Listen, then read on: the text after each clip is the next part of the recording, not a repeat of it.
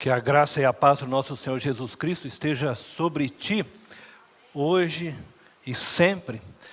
Da mesma forma que a graça de Deus esteja sobre aqueles que nos acompanham pelo culto online e alcance a sua vida, quando e aonde você assistir esta mensagem. Iniciamos hoje de manhã a nova série de mensagens deste mês de setembro. Juntos e misturados. O tema de nossa mensagem desta noite é um homem sem muros. Mas antes de nós darmos início a essa mensagem, eu quero convidar você mais uma vez a fechar os olhos e nós vamos invocar a bênção de Deus na leitura da sua palavra. Deus eterno e poderoso, nós queremos, neste momento, apresentar nossas vidas, a minha vida, a vida desta igreja, a vida daqueles que estão acompanhando no culto online, daqueles que assistirem qualquer outro dia da semana, mas a nossa oração é que o Teu Espírito possa fazer com que a palavra do Senhor, ela possa ser compreendida por todos aqueles que a ouvirem. Nós oramos, Deus, para que haja liberdade para o Teu Espírito agir em nosso meio. E eu me coloco em Tuas mãos mais uma vez, Senhor. Eu oro para que aquilo que é do homem, do Cornélio, Teu Espírito possa, Senhor, fazer morrer, perecer nesta noite, para que somente a Tua voz prevaleça. E que dessa forma, a Tua glória inunde este lugar. Que a Tua unção desça sobre nós, Senhor. Libertando, curando, restaurando corações. É o que nós clamamos a Ti nesta noite. Em nome de Jesus. Amém. Amados, eu quero convidá-los a lerem comigo o texto da carta de Paulo à igreja de Éfeso. Então, a carta aos Efésios, capítulo 2, verso 11 ao verso 22. O texto está na tela, mas se você também quiser ler na sua Bíblia, no seu aplicativo, você pode fazê-lo. Efésios, capítulo 2, verso 11 ao verso 22. Diz assim: portanto, lembre-se de que anteriormente vocês eram gentios por nascimento e chamados incircuncisão, pelos que se chamam circuncisão, feita no corpo por mãos humanas, e que naquela época vocês estavam sem Cristo, separados da comunidade de Israel, sendo estrangeiros quanto às alianças da promessa, sem esperança e sem Deus no mundo. Mas agora, em Cristo Jesus, vocês que antes estavam longe, foram aproximados mediante o sangue de Cristo, pois Ele é a nossa paz, o qual de ambos fez um, e destruiu a barreira, o muro de inimizade, anulando em seu corpo a lei dos mandamentos expressa em ordenanças. O objetivo dele era criar em si mesmo, dos dois, um novo homem, fazendo a paz, e reconciliar com Deus os dois em um corpo, por meio da cruz, pela qual ele destruiu a inimizade. Ele veio e anunciou paz a vocês que estavam longe, e paz aos que estavam perto, pois por meio dele, tanto nós como vocês temos acesso ao Pai, por um só Espírito.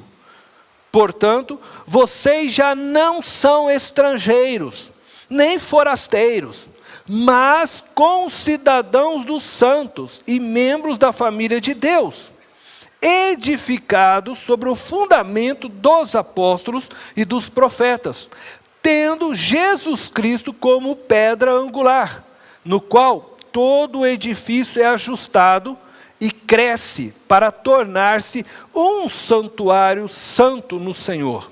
Nele, vocês também estão sendo juntamente edificados para se tornarem morada de Deus por seu Espírito. Amém? Penso que é muito importante começarmos essa mensagem a partir do contexto em que esta carta foi escrita. Por isso nós vamos conhecer o contexto da carta. O apóstolo Paulo escreveu esta carta aos Efésios no tempo em que ele era prisioneiro em Roma.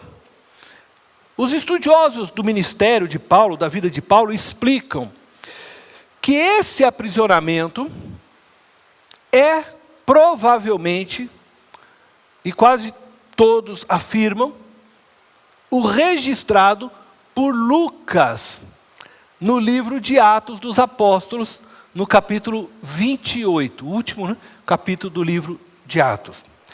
Paulo ficou por 2 anos preso em Cesareia e depois foi transferido para Roma, a pedido dele mesmo, por ser um cidadão romano.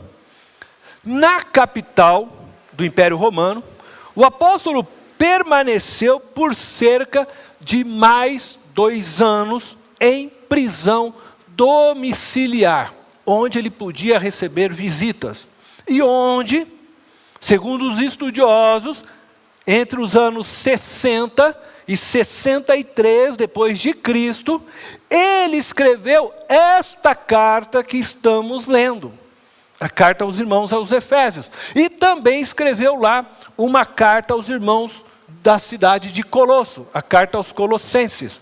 Se vocês tiverem a curiosidade de ler as 2 cartas juntas, vocês vão perceber que elas são praticamente espelho uma da outra. Todo o ensinamento que está em uma carta está também na outra carta. Mas eu acho interessante nós irmos um pouquinho mais a fundo nessa questão do contexto.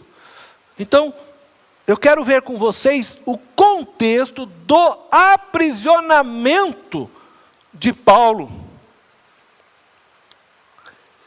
O aprisionamento de Paulo, chamado apóstolo dos gentios, como ele mesmo se denominava, se deu porque na cidade de Jerusalém, ele entrou no templo para adorar a Deus.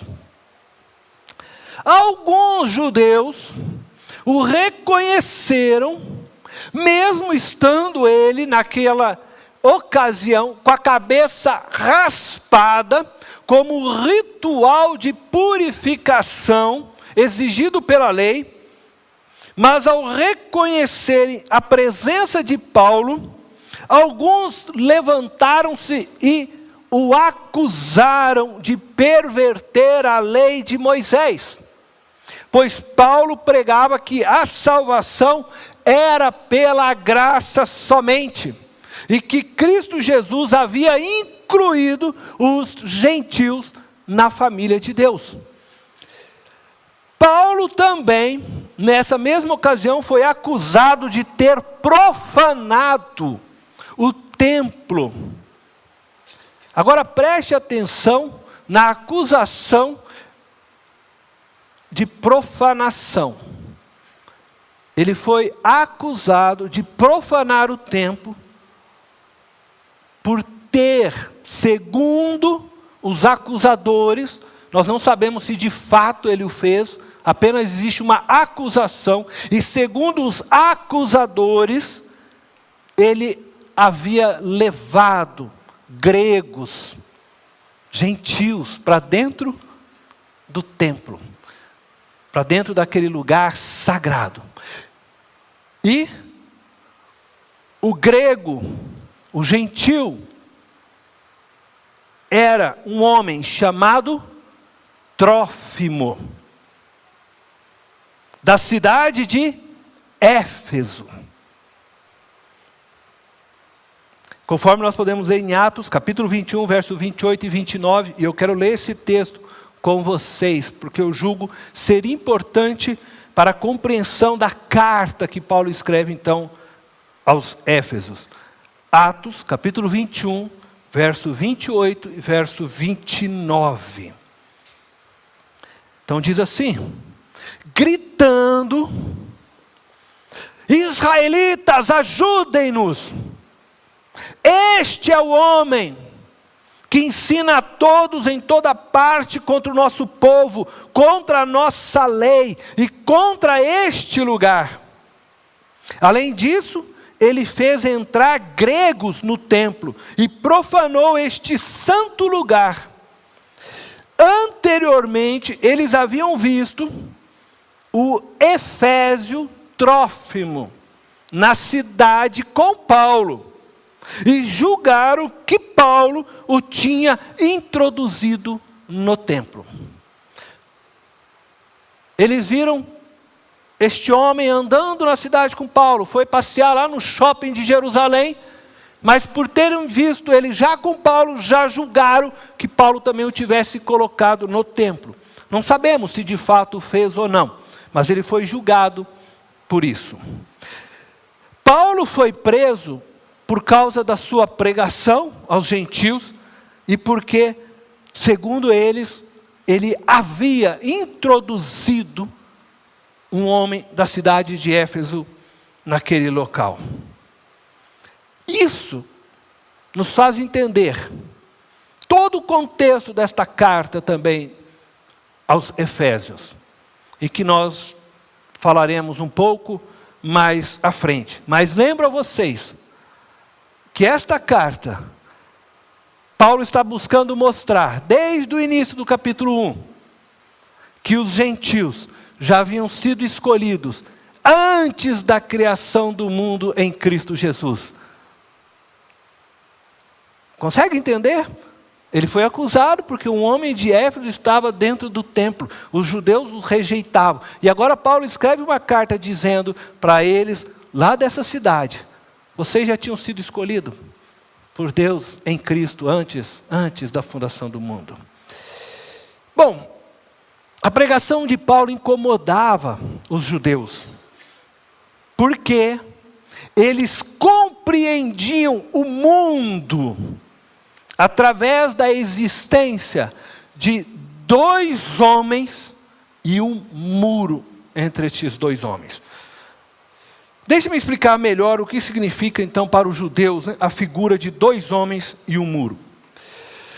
Ao longo dos anos, os judeus foram construindo uma teologia exclusivista, onde passaram a se verem como detentores da graça, do amor e da pessoa de Deus. Essa teologia foi sendo construída por uma má interpretação do projeto de Deus para a humanidade. Quando Deus escolheu Abraão, Deus o escolheu para abençoar todas as famílias da terra, todos os povos da terra, conforme nós podemos ler em Gênesis, capítulo 12, versículo 3. O pastor Décio falou disso nesta manhã, mas eu quero ler também esse texto com vocês. Gênesis 12, verso 3, diz: abençoarei os que o abençoarem, e amaldiçoarei os que o amaldiçoarem. E por meio de você, Abraão, todos os povos da terra serão abençoados. Todos os povos. A palavra etnia, que pode ser povos, raças, famílias, serão abençoadas. Contudo, os descendentes de Abraão passaram a se ver como os escolhidos de Deus. Eles interpretaram o ser um povo exclusivo como ser o único povo amado e desejado por Deus. Quando Deus diz: vocês são para mim uma nação santa, propriedade exclusiva, Ele não está dizendo que Ele, Deus, é uma propriedade exclusiva. Ele está dizendo que eles são para Ele propriedade exclusiva, entende? Só que esse povo fez uma distorção disto. E com isso eles transformaram Deus em algo exclusivo para eles. Dessa forma, dividiram o mundo. De um lado do muro, judeus. E do outro lado do muro, os demais povos, chamados de gentios. Gregos, árabes, todos os demais povos, coreanos, chineses, portugueses, brasileiros, todos esses povos, não judeus, são todos para eles gentios. O mundo então passa a ser dividido de forma figurada pela existência de dois homens, um representando o povo judeu e o outro o gentil, e entre eles um muro. Por isso que o apóstolo Paulo escreve neste capítulo 2 aos irmãos de Éfeso, dois povos somente, que vão virar um só. Mas esse um gentil, eu volto a dizer, representa todos os outros povos, que para eles eram tudo um só, gentios. E Paulo então está tratando disso, ele usa essa figura agora de linguagem. Por isso, dois homens e um muro. Na carta aos Efésios, Paulo mostra claramente o quanto a tradição religiosa de Israel era excludente e xenofóbica. A forma como eles tratavam os gentios em seus dias mostra o quanto eles os desprezavam, ao ponto de não permitirem que eles entrassem no templo, conforme nós lemos. Lembro que Paulo estava preso ao escrever estas palavras, acusado de ter levado Trófimo, um irmão de Éfeso, ao templo. E com o fim de mostrar aos irmãos de Éfeso que eles não eram menos amados por Deus, Paulo escreve mostrando então o estado anterior deles, como eles eram tratados pelos judeus, e aponta um novo estado em que eles se encontram em Cristo Jesus. E como Cristo então os vê. E é por isso que ele começa, quando a gente lê aqui no verso 11. Portanto, lembre-se de que anteriormente vocês eram gentios. Era assim que eles tratavam, vocês eram gentios, os judeus faziam isso. E quando eles colocavam o rótulo de gentil, ele estava querendo dizer para aquelas pessoas, vocês não têm o amor de Deus. Paulo vai falar sobre isso, vocês estão sem Deus. Como se Deus fosse manipulado por eles. Deus, preste muita atenção, não é judeu. Jesus, o homem, nasceu judeu, mas o Cristo revelado não é judeu. Ele já existia antes dos judeus. Ele já existia antes de toda a criação. Ele não é brasileiro também, como dizem por aí, né? Não, ele já existia antes de tudo isso. E aí ele está dizendo, então lembre-se que anteriormente vocês eram gentios por nascimento e chamados incircuncisão pelos que se chamam circuncisão. Já existia nos judeus um bullying, né? Olha lá os incircuncisos. Era assim mesmo, eles não tinham amor pelos gentios, não. Mas, veja o que ele vai dizer no 13. Agora, em Cristo Jesus, vocês que antes estavam longe, foram aproximados, mediante o sangue de Cristo. Cristo Jesus traz vocês para perto, Cristo Jesus abraça vocês, vocês foram aproximados mediante o seu sangue. Não importa mais como os judeus olhavam para vocês, não importa se eles expulsam vocês daquele templo, mas Cristo Jesus, Ele os trouxe para perto. É isso que Ele está querendo mostrar para aquele povo. Mediante o sangue de Cristo, judeus e gentios foram aproximados, e Paulo vai tratar disso. Mas antes de eu entrar, eu quero falar um pouquinho do contexto atual em que nós vivemos. No contexto atual, nós estamos assistindo fundamentalistas religiosos e ideológicos, destruindo nações, famílias e pessoas. Estes fundamentalistas matam em nome de sua ideologia, de seu Deus, ou da sua pátria, tornam-se assassinos ferozes. Assistimos assustados ondas de homofobias, xenofobias, feminicídios, racismos, promovidos pelos fundamentalistas ideológicos, religiosos, partidaristas, exclusivistas dos nossos dias. E nestes últimos dias, estamos, todos nós, eu acredito, o mundo, escandalizado diante as cenas promovidas no Afeganistão. Um grupo religioso, que se diz detentores de um Deus, entre aspas, escolhidos para santificar o mundo em nome de seu Deus, estão matando vidas,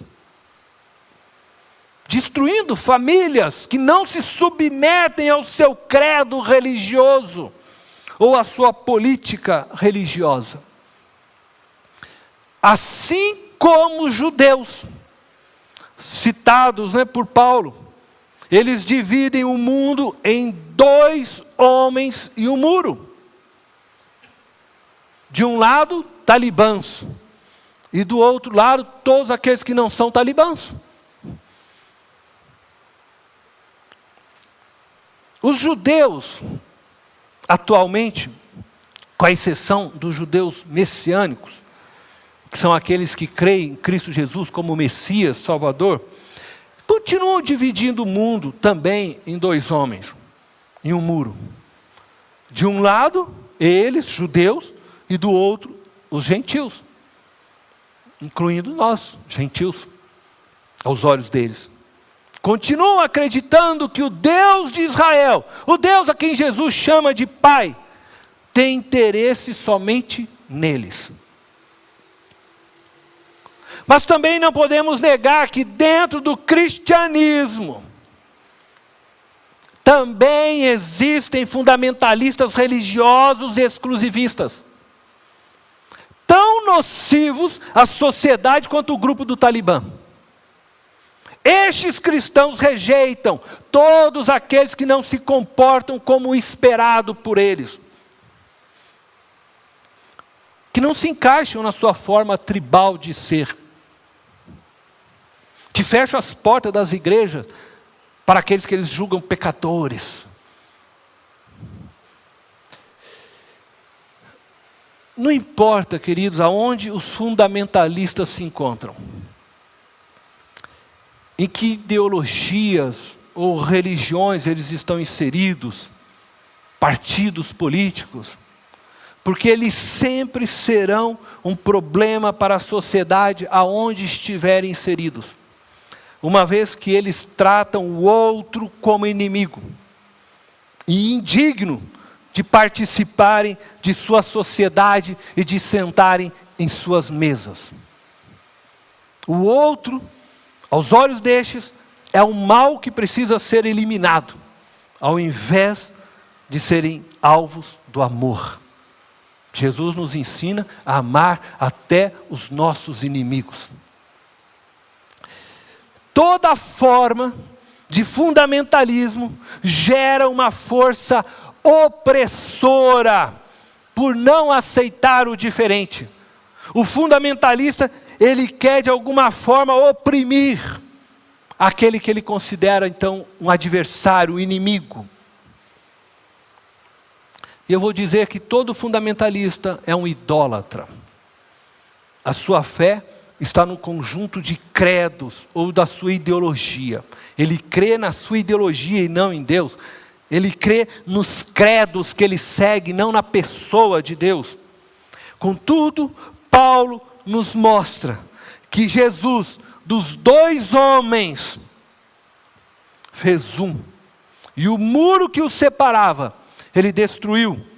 Portanto, o cristianismo é a pregação de um homem sem muros. Isso é maravilhoso demais. E eu espero que você consiga entender o que vamos falar daqui para frente. Efésios, capítulo 2, verso 13 ao verso 16, eu vou ler novamente. E eu queria que você prestasse atenção, porque coloquei em destaque algumas palavras, onde você vai perceber que de dois, Jesus fez um. Então, Efésios 2, 13 ao 16, diz assim: mas agora, em Cristo Jesus, vocês que antes estavam longe, foram aproximados mediante o sangue de Cristo, pois Ele é a nossa paz, o qual de ambos fez um. Ele está se referindo judeus e gentios, fez um. E destruiu a barreira, o muro de inimizade, anulando em seu corpo, na cruz, a lei dos mandamentos expressa em ordenanças. O objetivo dele era criar em si mesmo, nele, em Jesus, dos dois, um novo homem, fazendo a paz e reconciliar com Deus, os dois em um corpo, por meio da cruz, pela qual ele destruiu a inimizade. Quem são os dois que Paulo se refere? Judeus e gentios.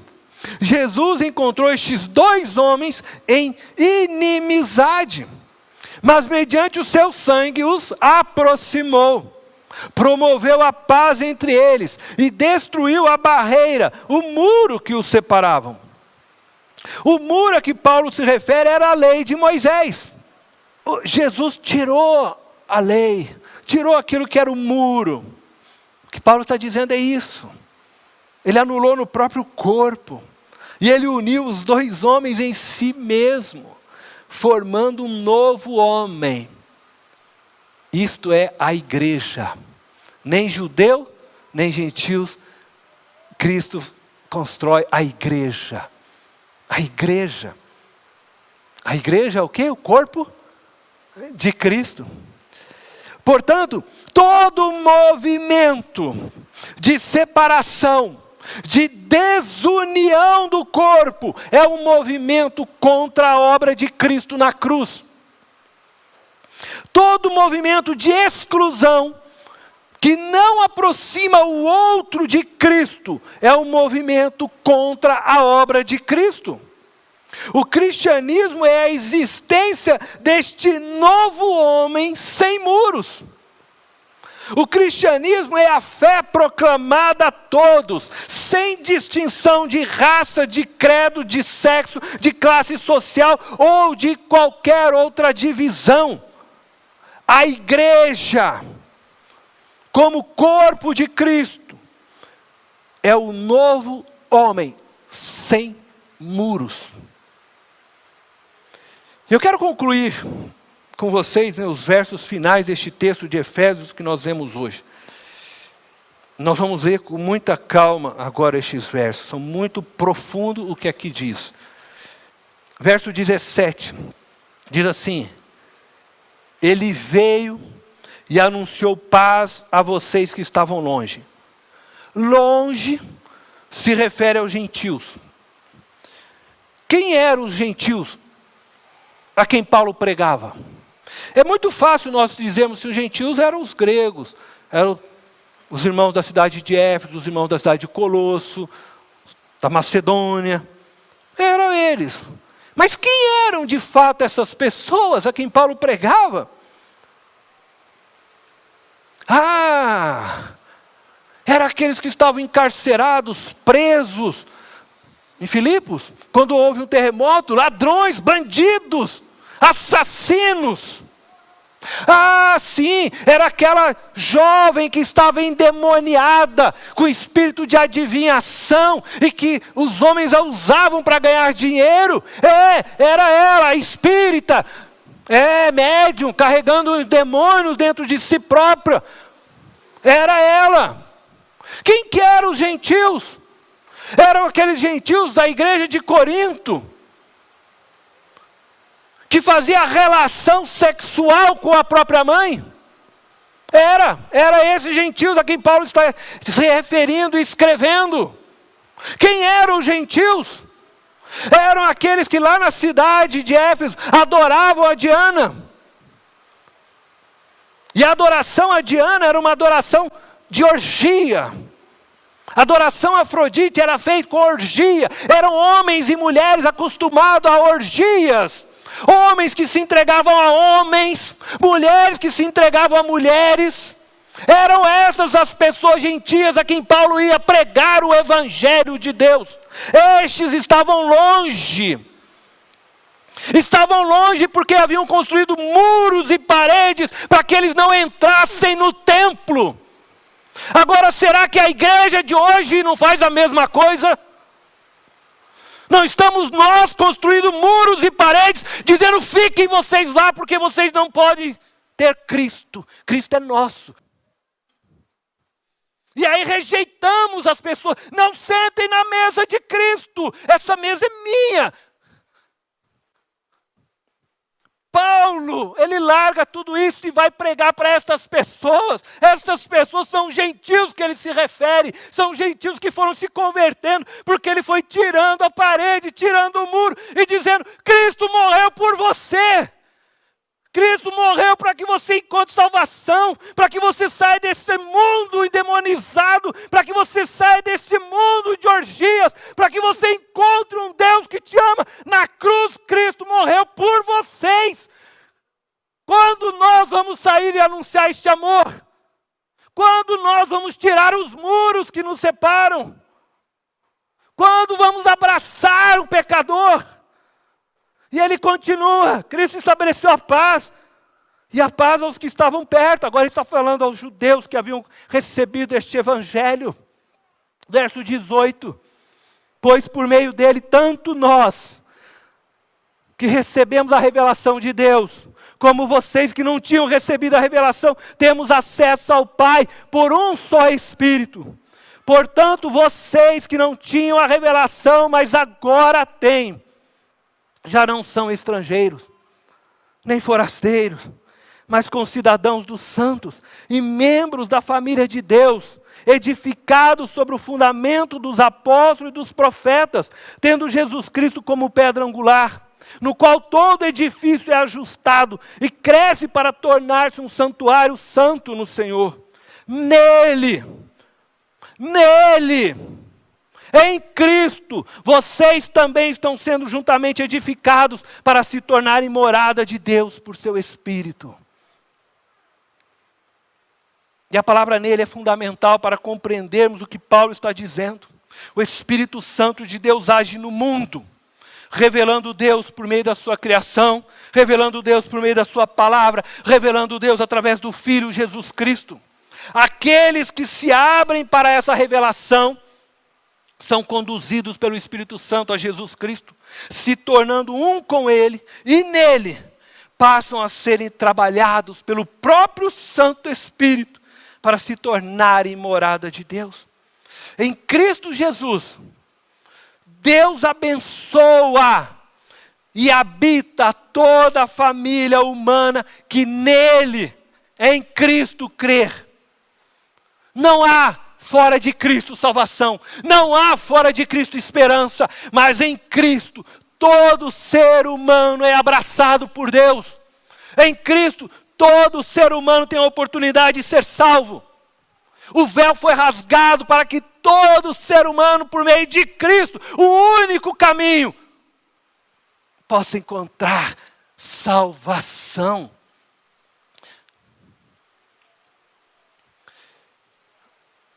Jesus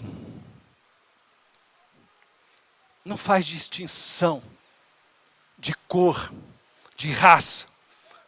Eu vou dizer aqui novamente, de opção sexual, de ideologia política ou filosófica, de credo.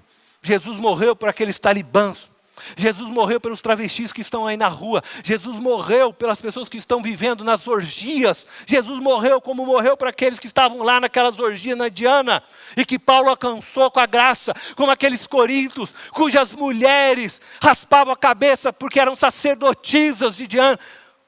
Jesus morreu para aquelas mulheres que foram se convertendo e entrando na igreja. E Paulo orienta agora para que deixassem os cabelos crescerem, para que não fossem mais confundidas daquela forma com sacerdotisas.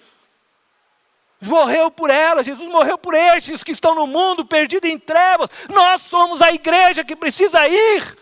Você precisa sair destes bancos e ir. E anunciar essa verdade, esse amor, essa graça, abraçar as pessoas que estão lá. Alguém um dia me abraçou, eu louvo a Deus. Alguém um dia chorou comigo, eu não conhecia Jesus. Também vivia no pecado. Mas alguém veio e tirou esse muro. Mostrou para mim a graça e alguém um dia fez isso por você e você precisa fazer isso por outros. Jesus derrubou o muro de inimizade entre Deus e os homens. E entre nós também homens. Não existe nada que possa impedir qualquer ser humano de participar e se tornar membro da família de Deus. Todos têm acesso ao reino de Deus. O Espírito Santo, assim como no início da criação pairava sobre a face da terra, ele continua pairando sobre este mundo. Para fazer Cristo ser conhecido. E nós, a igreja, somos instrumentos de Deus para isso. O corpo de Cristo. Para anunciar a paz estabelecida na cruz. A salvação que foi feita naquela cruz. Na carta aos Colossenses, o apóstolo Paulo escreve: Jesus reconciliou todas as coisas na terra e nos céus. As visíveis e as invisíveis. Portanto, preste muita atenção no que eu vou dizer, não me julgue antes de eu terminar. É inadmissível que exista em nossos corações algo que reconstrua os muros de inimizades. É inadmissível que alguém exclua qualquer pessoa de entrar na igreja e de sentar à mesa de Jesus. É inadmissível no cristianismo qualquer fundamentalismo excludente. E deixa-me agora então fazer a observação que é muito importante. Eu estou falando de pessoas que não receberam a revelação e que estão em busca dela. Nós não temos o direito de fechar a revelação para estas pessoas. É inadmissível. Contudo, eu quero deixar claro que também é inadmissível que alguém que já recebeu a revelação, que conheceu a graça e a bondade, o amor de Deus, que sentou na mesa de Cristo, permanecer na vida de pecado. Porque isso é desprezar a revelação que lhe foi entregue. É desprezar o sacrifício de Cristo naquela cruz. É inadmissível. Não me importa como a pessoa vai chegar aqui. Se ela é homem, num corpo de mulher, se é mulher, num corpo de homem, se é travesti, se é ladrão, se é prostituta, se é mentiroso, fofoqueiro, se é beberrão, glutão. Jesus abriu os céus para todos os pecadores. Mas quando entrar aqui e decidir sentar na mesa de Cristo, é inadmissível que continue na mesma vida. É inadmissível que o ladrão continue roubando. É inadmissível que uma pessoa não volte ao seu estado original. Que o homem se torne homem, que a mulher se torne mulher. É inadmissível dizer que nasceu de novo e continuar vivendo a velha vida.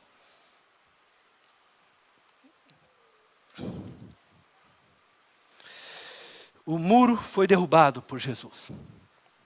Eu e você agora somos um. Não existe mais diferença entre nós. Não existe mais inimizade entre nós. E se elas existirem, se alguém aí tem alguma inimizade comigo, ou com qualquer outro irmão, Eu vou dizer para você uma coisa. Se você vive na igreja, a qual Cristo tirou o muro, tirou a inimizade, Cristo levou chibatadas, suas costas foram rasgadas, sangrou, foi pregado, usou uma coroa de espinho, carregou uma cruz, sofreu para que nós fôssemos um, para que nós vivêssemos em amor. E aí você fica de mimimi com seu irmão, com a sua irmã, fica de briguinha com o irmãozinho, com a irmãzinha. É inadmissível, é uma vergonha. Me perdoe, mas é uma vergonha. Eu vou fazer uso do Boris Casoy.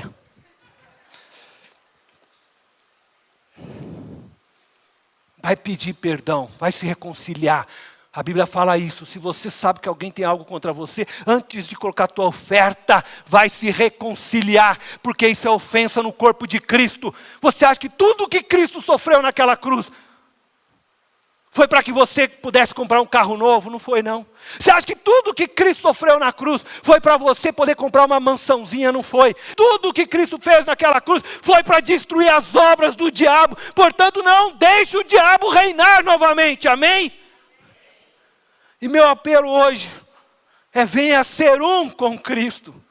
Venha ser um comigo. Venha ser um nesta família. Venha ser um com seus irmãos. Juntos, misturados. E eu espero que você também esteja disposto a fazer este apelo a todas as pessoas que você conhece. Convide as pessoas para ser um com você. Vamos retirar o muro entre nós. Retirar tudo que nos separa, que nos divide. Vamos ser um homem só, sem muros. Amém? Vamos juntos aí, e misturados, expressarmos o amor de Deus, onde estivermos, e onde nossas mãos e os nossos pés alcançarem, com a graça de Deus. Deus os abençoe.